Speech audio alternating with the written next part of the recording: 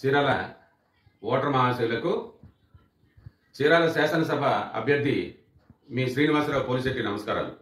మన ఆంధ్రప్రదేశ్ రాష్ట్రాన్ని రెండుగా చీల్చి మన రాష్ట్రానికి ఏ విధమైన ప్రోత్సాహకాలు కానీ ప్రత్యేకతలు కానీ ఇవ్వనటువంటి ఆనాటి కాంగ్రెస్ పార్టీ మన రాష్ట్రంలో అంతరించిపోయిన ఈనాటి కాంగ్రెస్ పార్టీ తరఫున పోటీ చేస్తున్నటువంటి అభ్యర్థి కేవలం నామినేషన్ ప్రక్రియ కోసం ఖర్చు పెట్టింది సుమారుగా 2 కోట్లు.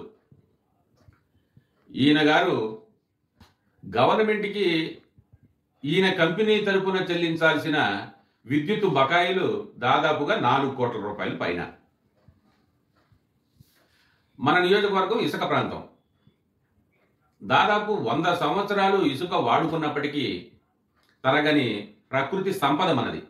కానీ దాదాపు 2 దశాబ్దాలుగా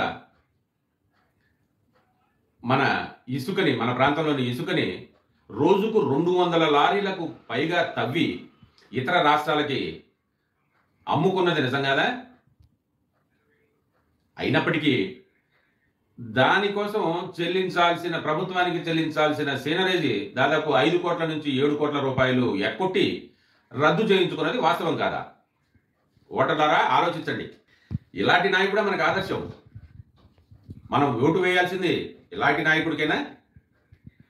ఆలోచించండి. 100 ఎకరాల ప్రభుత్వ మరియు ప్రైవేటు భూముల్ని భూబకాసురులాగా మింగింది ఎవరు? మీకు తెలుసు కదా. ఆ రోజుల్లో దాదాపు 800 కోట్ల రూపాయలకు విలువ చేసేటటువంటి చేనేత హ్యాండ్లూమ్ క్లస్టర్ ఏమైంది?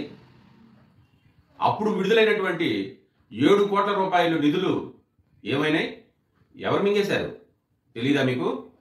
దీనిలో ఈ క్లస్టర్లో అవినీతిలో భాగమైనటువంటి ఆనాటి ఏడీ గవర్నమెంట్ నుంచి సస్పెండ్ అయింది నిజం కాదా?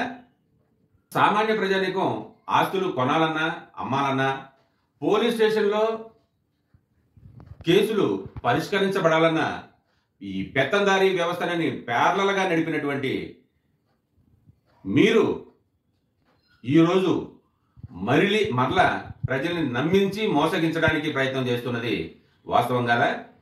ఆలోచించండి ప్రజలారా.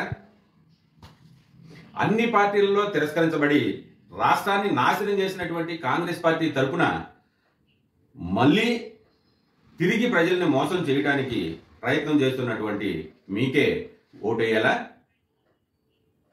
ఆలోచించండి. అతి విలువైన మీ ఓటును నాకు వేసి నన్ను గెలిపించండి.